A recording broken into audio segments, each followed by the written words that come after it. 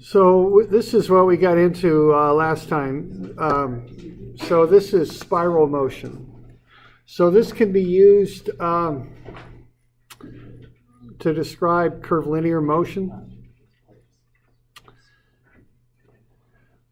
And so what we do here is we want to identify 5, sometimes 6 things. And the things we want to identify with this method of solving problems are right there. We want to get the radius. We want to get the rate at which the radius is changing. We want to get the acceleration, which is the rate of change of the radius. Okay, so if it's accelerating outwards, getting further from the origin of the coordinate system, or inwards, getting closer to the origin of the coordinate system, that's where r dot dot would go. We want to look at the angular speed, which is theta dot, and the angular acceleration, theta dot dot. Okay. And the way I approach these kind of problems is identify those 5 things. Sometimes I need theta also. Sometimes you might need that to find like a radius or something. So you might also want to get theta. I don't know. Okay.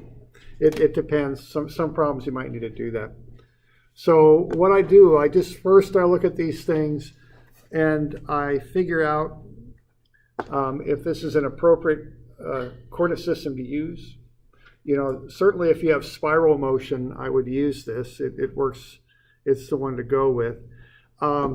If I've got circular motion, you might want to go with this. It just kind of depends on how the variables are expressed. All right.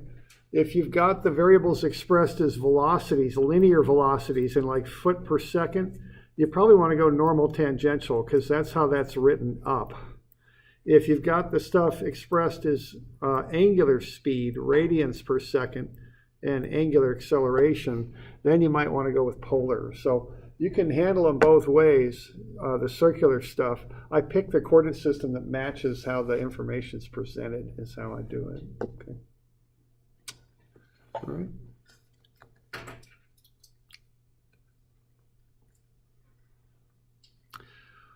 So we looked at this one, right? So what we did here, we just read through the problem statement and then we just filled in the formula is how we approach that. And that's usually what I do. So I break this down into 2 steps, 1 step at a time, okay?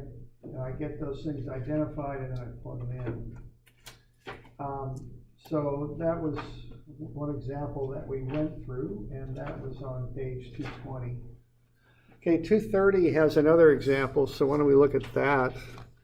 Okay, so there we are. There's the full example that we did, all right, of plugging in, getting the 5 variables identified, then plugging them in. All right. So this is the approach that I take. All right, so this next one here, let's see what we can do with this. So we've got a spiral path. Rod AB rotates with a constant angular velocity of 1.8 radians per second. As it rotates, it pushes a mechanism in the spiral path shown. The spiral is the radius is equal to 8 times the angle. The angle is in radians. Let's find the velocity and acceleration of that particle that's being pushed around the spiral path when the rod is in the vertical position. All right, so this is kind of the deal where I want to identify these 5 things. So I've got them laid out there. As I say, sometimes you might also want to find theta. It's a little bit situational there. All right, so if we go through that, why don't we kind of figure these out? So what do we got for theta dot on this one? If you read that problem statement.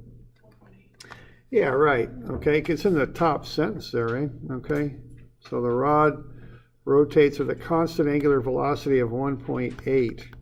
Now that's radians per second, you know, which matches the theta dot. That's what theta dot is. Now, if you read that same sentence, what's theta dot dot? Yeah, right. You see this kind of this word, and again, so a lot of this dynamic stuff, or some of it anyway, is identifying the vocabulary, and that's a constant angular velocity. So when you see that word constant, what that you want to think about is that the angular acceleration is 0. All right. Okay, now we want to start looking at the stuff with r. Now r is what? About all we got here is it's 8 times theta, right? So whatever the angle is in radians,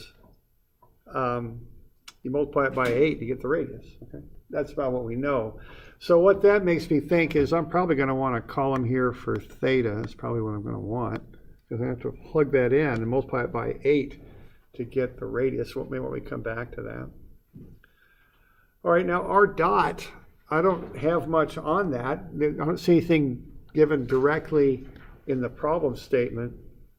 But so what might I do with that? What do you suppose the thing to do with that would be? The expression to get r dot.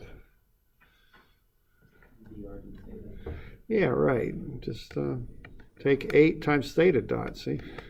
If r is 8 theta, r dot is 8 theta dot, okay? And I always like this kind of calculus because I just put a dot on things and I'm good and I got a derivative, it's pretty good, all right? And see, that worked once. I guess it'll work a second time. So r dot dot will be 8 theta dot dot. Okay. I can do that. All right. All right. Now, when I'm interested in analyzing this, and that's what I do on this stuff, I analyze it at a given moment. What's theta going to be? If that rod is described as being vertical, what's the angle when the rod's here? Yeah, pi over 2, which, I can convert that into a number, but I'll just leave it like that for now, all right? Okay, so now I got the thing filled in, pretty much. All right, now, I don't want to leave it in terms of variables, though. I want to get numbers out of it. Okay, so I'm going to analyze this when theta is pi over 2. So I'm going to kind of walk on through that and do that. Okay, so I've got all that stuff there. Okay, so if I take 8 times the angle, pi over 2, that gets me r. It's 12.57. Okay. Now, I don't know what theta dot is. See, I just went from 8 theta to 8 theta dot. But actually, I shouldn't have said that. I do know what theta dot is. Theta dot is 1.8. So I could just plug that in for theta dot. And I know that theta dot dot is 0, so I can plug that in. All right. So you can kind of sneak your way around sometimes. You don't have to know the direct functional relationship between theta dot and r dot and that sort of thing. As long as you know what theta dot is, you can just plug it in at that particular time you're interested in. All right. So I know theta dot is a constant 1.8, so r dot is 8 times whatever times the 1.8, see? And I know that theta dot dot is 0. I already figured that out, so I can plug that in for the 8 theta dot dot, plug in 0. Okay. So kind of the sequence on that, the only real functional relationship that I know on that is right here. Then I just took time derivatives to get down there and there. And then I used these values and just plugged them in. Okay. So I plugged that one in. And I'm just going to get messy, but I plugged 0 in right there is what I did. Okay. So a little different approach here. Not quite so functionally oriented as you might normally want to be when you're doing this stuff. But we kind of got around the functions. We just plugged in the values. Okay. So we good with that? How'd you know to go to pi halves? I'm sorry now? How'd you know it's pi halves? Let's see, the pi over 2 or? Oh, yeah. Yeah, because the rod's vertical. So, and it is given as radians. So this angle right here is pi over 2 radians. Okay, that's what's up. Okay. Okay. Other questions?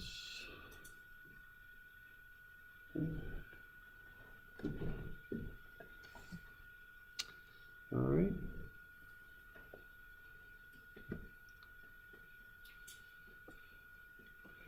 All right, and then once you've got those values, just get that table filled in and you just plug them in. Okay.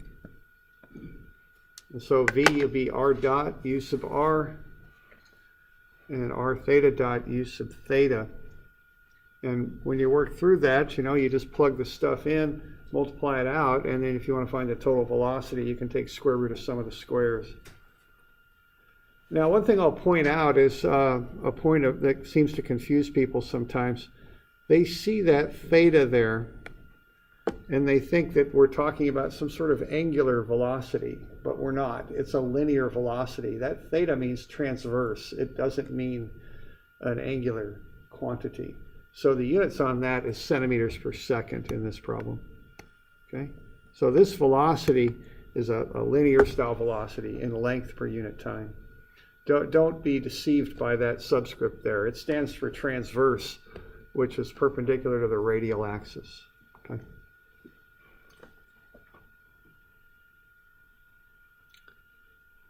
All right. Yeah, question there? 12.57? Yeah. That is the radius, which is 8 times pi over 2. And the spiral is defined as 8 theta, and theta I know is pi over 2. Okay. So that's where the 12.57 comes from.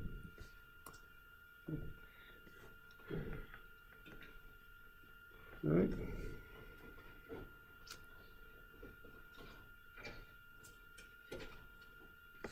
And then the acceleration, we just got more stuff to plug in, but we do have a few more zeros on that. So we can, plug all that stuff in. R dot dot is 0. R is 12.57. Theta dot is 1.8. So it's R dot dot minus R theta dot squared. That's the radial component, in and out towards the center. And then the transverse component is R theta dot dot, which theta dot dot is 0. 2 R dot is 14.4, and theta dot is 1.8. So I get negative 40.73 times u sub R, that's the radial unit vector, and 51.54 times the transverse unit vector. And this one comes out to be centimeters per second squared.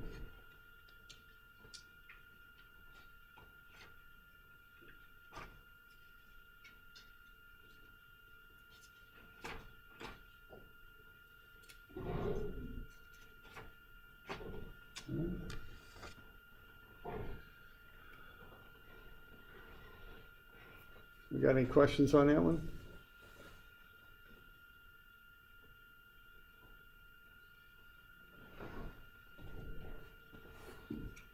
Okay.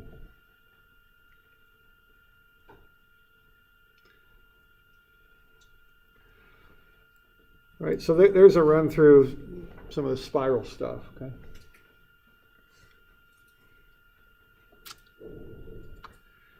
All right, now, down at the bottom there, you've got a place for a sketch. So I put the velocity and the acceleration down there. Why don't you draw those in? Why don't we just kind of be sure that we understand this stuff? So V is 14.4 u sub R plus 22.63 for the transverse u sub theta. And A is negative 40.73 u sub R plus 51.54 u sub theta. So why don't we get those drawn in on that sketch? What would those look like? What directions do they point? I want to kind of look at this. It calls out an important difference between some of these coordinate systems.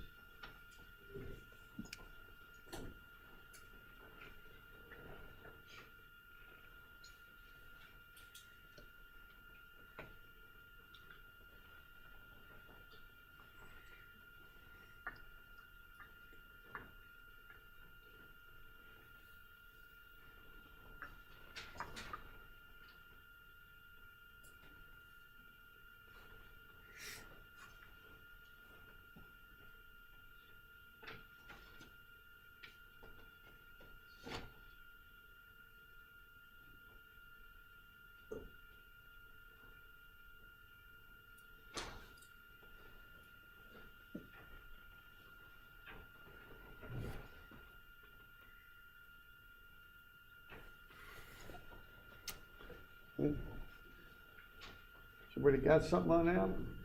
I want to look at that.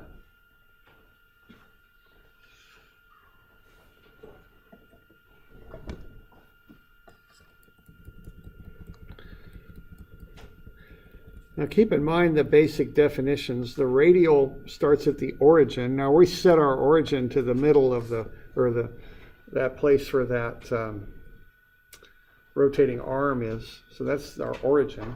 The radial points out from the origin through the point. It's positive outwards, and then the transverse by definition is normal to the radial. Okay, that's what we got. So why don't we have a look at what this object is doing right now based on those coordinates. Okay. So our origin of the coordinate system is here. So the radial will start there and point outwards. And so that's 14.4. Okay, now the transverse is normal to the radial. So it's doing that. It's not tangent to the curve, okay? Because this coordinate system is not directly tied to the curve. It's coming off of point A. So that's a right angle, and this is 22.63 is what it is, all right? Now, what do you suppose would be the relationship here when we do the vector addition? If we did some vector addition here and got the sum of the radial and transverse components, what would this line be? How would you describe that?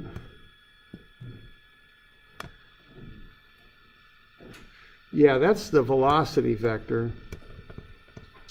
And that is tangent to the curve. All right? So this stuff's a little different than normal tangential coordinates. See, with the normal tangential coordinates, there is no normal component of velocity. It's all tangential, and the tangential axis is defined as being tangent to the curve. Okay. Here, it's not that way. Here you declare an origin, which in this case is A, and everything's referenced to that. The radial extends out from the origin, and the transverse is normal to the radial. Okay. So just be aware of that this is a little different than normal tangential coordinates. For a circle, they're pretty well aligned, but when you get on non-circular curves, they're not. And, you know, with the polar coordinate system, you have this origin that you're using to calculate everything about, so your calculations get a little bit complicated to get those two components. With the normal tangential, it's simpler calculations because there's one that's tangent to the curve and the other that's normal to that. But you got to track where the origin is all the time because it's moving.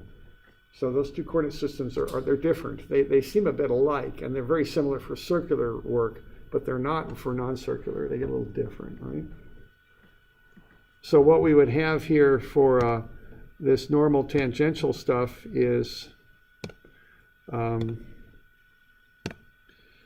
this would be the tangential velocity, and then there'd be a normal velocity, which always is zero, okay? So that's how that would be oriented. Y'all okay with that? Okay. Now, how about the acceleration? What do we got going on there? Which way does the radial acceleration point on this? Yeah, it's down, right? Because that's a negative. See, that's primarily due to the normal acceleration, the fact that things going in a curve. So it points inwards towards the center of rotation there, and that magnitude is 40.73. Okay? And then the other component is perpendicular to that, and it's 51.84, like so. Right? So that's what's going on with those different, that's what that would look like on a sketch. And we just want to be sure that, you know, we're comfortable with that.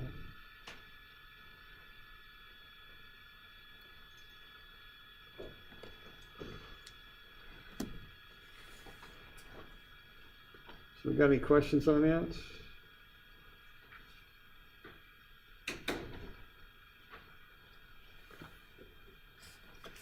Is positive is going to Yeah, the positive convention, there's two ways you can do it. I usually just look at which way it's going and call that positive. And as long as you hold to that, you're fine. But if you want to always have one direction positive, it'd be counterclockwise positive. Yeah, that's normally in 2D positive rotation. So you can do it either way. Just stay consistent, in how you're doing it. Okay. What does the negative radial acceleration represent physically? It means it's accelerating inwards towards the center, towards the origin. And primarily what drives that, if you look at what drives the negative radial acceleration is the, let's see, it's if you look at that equation, I'm just trying to get a place where it's bigger where we can look at it. So it's analogous to normal acceleration. It is the normal acceleration. See, it's this component that's negative. And you can derive, this is equivalent mathematically to v squared over r. They're the same thing. And the negative, of course, means it's inward. And quite often when you're doing these problems, that's bigger than the r dot dot. So the net acceleration is inwards. Okay. All right. Other questions on that?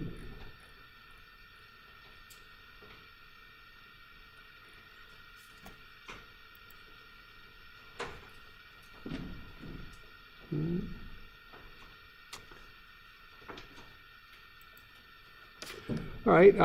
Now the next couple of pages I covered on Wednesday, so that's about a 15-minute deal on YouTube is what that is. So 240, 241, about 15 minutes to cover that.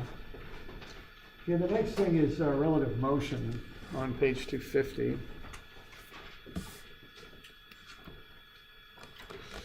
So let's say we've got some reference point on the ground and we're looking at an airplane flying away from that, and we want to track the motion of the tip of the propeller on an airplane. So we got a prop plane here and we want to track that motion. That's going to get complicated, okay? So there's a way that we could handle that would make it easier. What we can do is identify a point on the plane and just track the trajectory of the plane and how it's moving with relation to the reference point. And this would be the plane as a whole. All right, so probably the point then that I would use for that would be point B, the center of the propeller. Okay, now that's what I would call translation. So point B is a translation. It's just moving in some sort of path away from the reference point. Now what point A is doing is rotating about B. So what I can do then, if I want to find the motion of A with respect to the reference point, is to find the motion of B with respect to the reference point, and then add the motion of A with respect to B to that, and add those two things together. So when I take those two simpler motions and combine them, a translation for B and a rotation for A about B, if I add then, in a vector sense, I add them together, and that'll get me the total motion of A. Okay.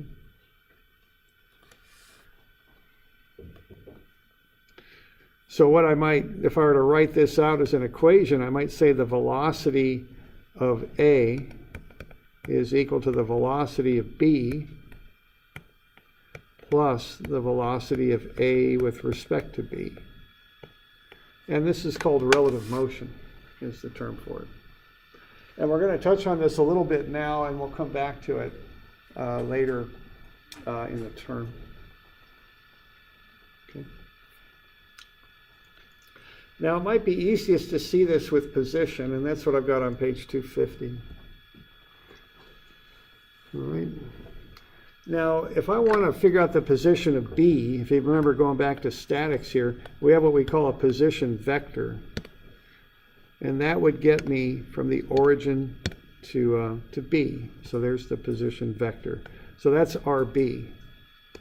Remember that dark typeface means a vector.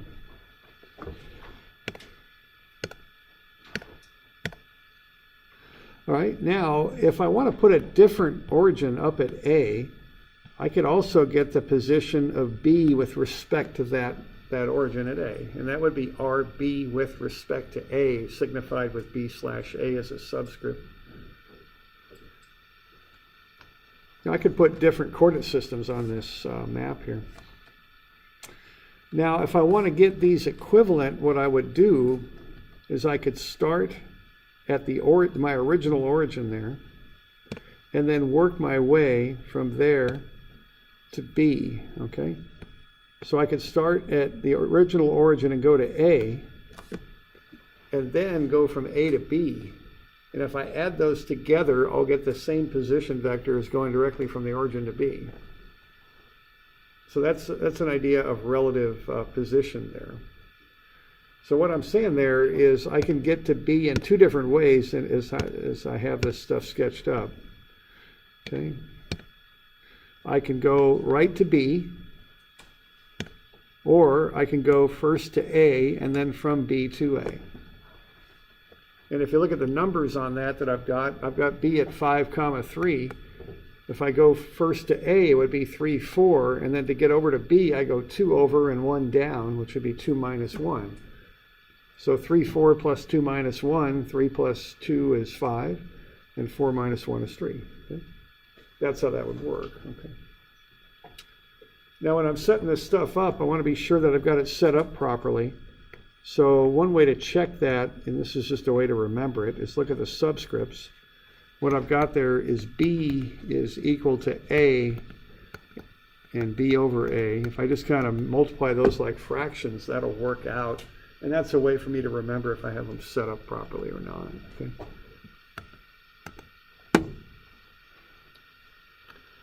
So that's position. That's how you do relative position. Now you could take time derivatives and walk your way through velocity and acceleration. Okay? And come up with the same equations for velocity and acceleration. So VB is VA plus VB with respect to A. And AB is equal to A sub A plus AB with respect to A, all right?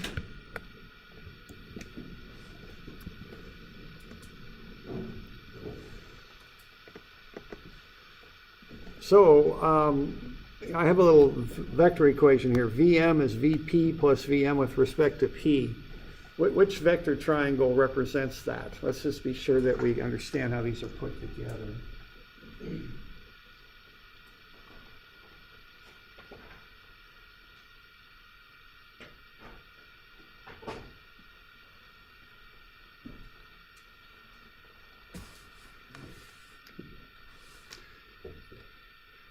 So the thing to remember here is that when you add two vectors, you put them head to tail, they represent a path that you would travel down. So I want VP and then VM with respect to P.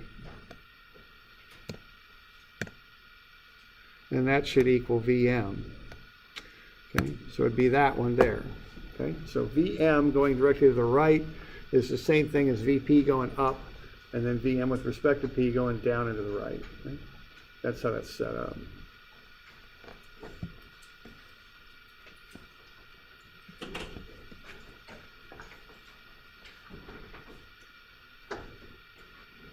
Let's look at a couple examples of working through this stuff. Let's look at 260. So let's look at relative velocity. So let's say we're merging here. We're on a ramp going onto I-5, and we're coming in. And we've got the velocities of the two cars in meters per second. And let's find the velocity of car A with respect to car B. So the idea of what I'm trying to get at here is if you're ever merging and you're on an on-ramp, on the curved ramp coming in, if you look at a car, normally when you're doing that, you ought to be looking at the cars that are on the main highway and kind of picking your spot to move in and merge in, right? And if you look at one of those cars, they're doing something with respect to you that might be a little different than how they're actually moving.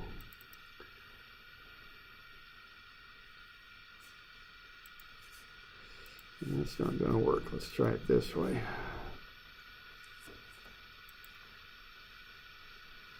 All right, so here's just two objects moving like that. So I got one moving to the right and the other moving down.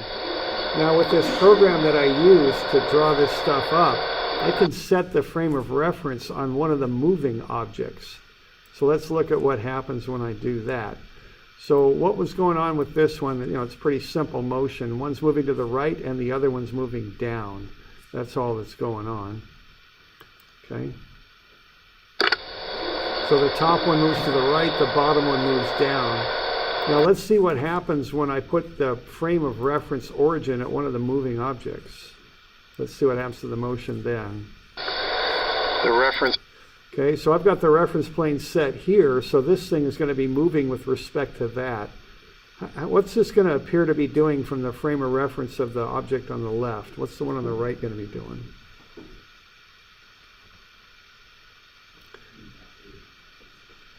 Yeah, we'll kind of have a look here. See, what's going on is this was moving to the right and this was moving down.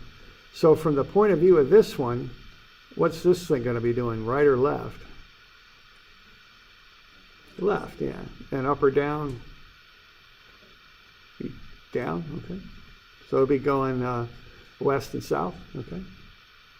All right. Frame is set on this animation to view the motion of the object on the right with respect to the object on the left. So this is the motion of this one with respect to that, okay? You with me there, okay? So if you ever, and the probably reference frame is set on the place where I've noticed this the most is when I'm merging on a highway. Either I'm merging in or someone else is. When I look at them, I really want to focus on them a little bit so I can pick a good spot to come in. They appear from my perspective might maybe moving towards me or something, when they're not really. I mean, we're both just moving onto the same highway. But from my perspective, they appear to have a different sort of motion. Okay, so let's see if we can analyze that just a little bit here. So there's the picture that we've got. We've got this one car going north at 25 meters per second. The other's on that ramp at a 53-degree angle, coming in at 20 meters per second. All right, now this is a vector kind of process that we want to go through here. What we want to do is find the velocity of A with respect to B. All right, now we want to get used to the notation on this stuff so we get these equations set up right. Right there. So velocity of A with respect to B. So that slash means with respect to is the term we use for that. Okay, that's how that translates, okay?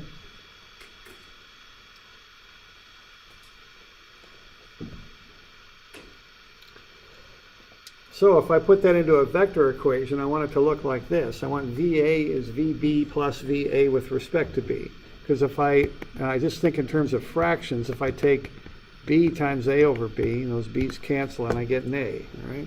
So that's how I think about that. That's how I remember how to set them up. So what I need next are vector expressions for A and B.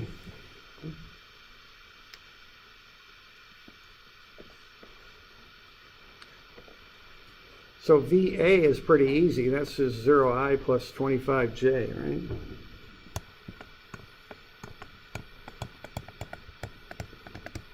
That's all that is. Okay, I for X and J for Y. We did that in statics, right? Now VB will get a little bit trickier because what that's doing, that's going at an angle. That'll extend down. What do I got? Parallel angles, that ought to be 53 degrees. And then 90 minus 53 ought to get me 37. So I think what's going on is B there is going up left at 37 degrees. So I can use that to do the trigonometry that I'll need to do for that velocity vector. So it's going to the left, so that'll be minus cosine 37 times 20, which is its velocity, that'll be the I, and plus sine 37 times 20J. So it's going to the left, which is negative I, and it's going up, or north, I guess you might say, which is a positive J. So I get negative 16I plus 12J.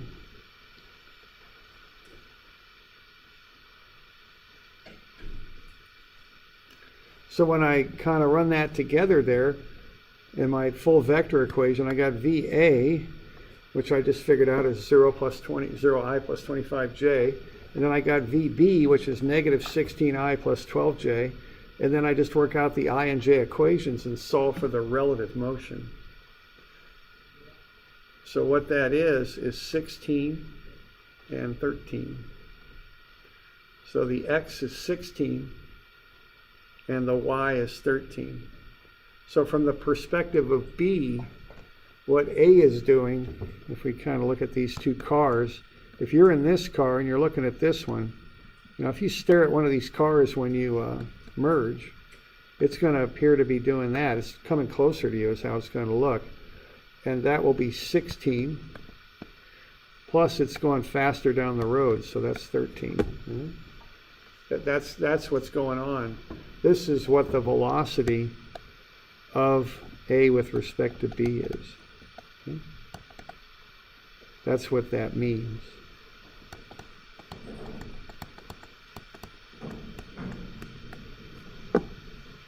Okay? And that's a vector. So you can do the whole vector business with that. You know, you can take the square root of some of the squares and get the total velocity, and do an arctan and get the angle.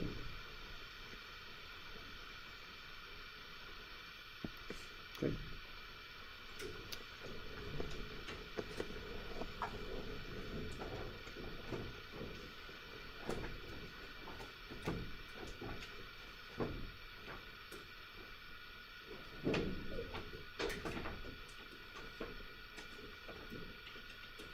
All right, so why don't we do a few of these for Wednesday? So I already assigned 161. That's, you know, I covered that with that little recording. So we got 151, 152, 161. I already assigned that. And then we've got, let's do one of these relative motion problems for this so far. How about 172? And we'll make these due Wednesday, which ought to be the 17th of April. Okay.